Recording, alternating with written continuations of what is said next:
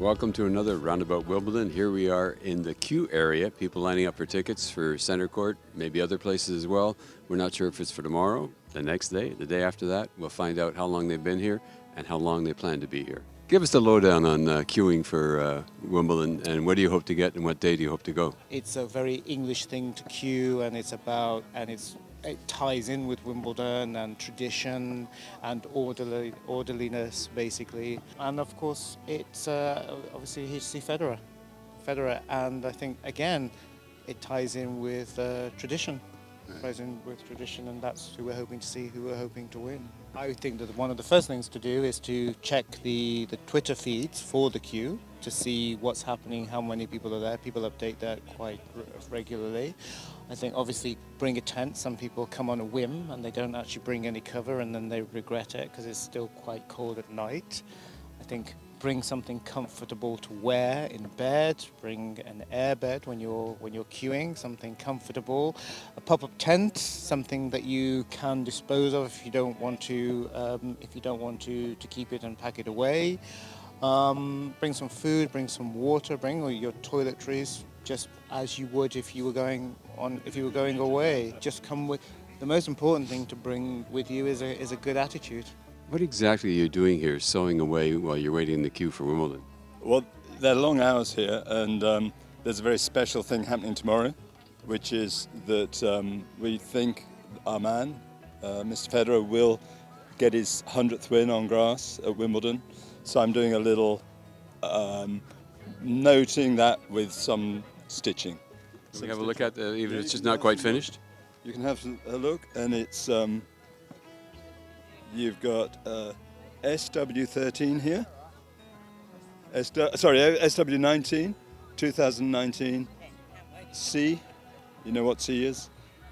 100 for RF.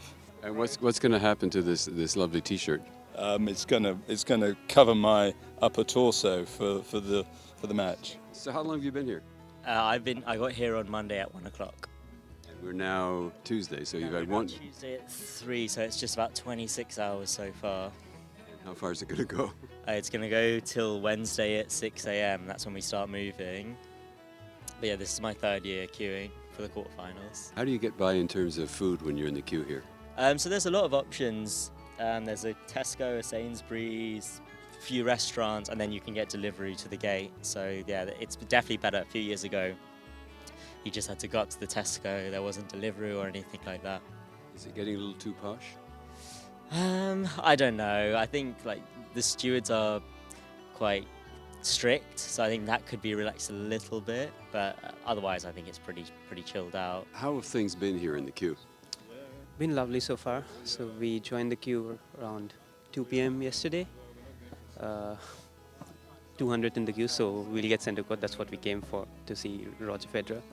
And it's been a good experience so far. Lovely. What's it like overnight here? It's difficult to catch sleep out of excitement, and you just want to go on with the tennis. That's what you've come for, but it's good. Yeah, and I'm not personally a big fan of camping, but I can do it for tennis. How much do you think it's going to cost you once you get got a chance to buy the ticket for center court? I checked the ticket prices for the quarterfinals. I think it's £160 for one ticket. So yeah, £160. That's a fair price?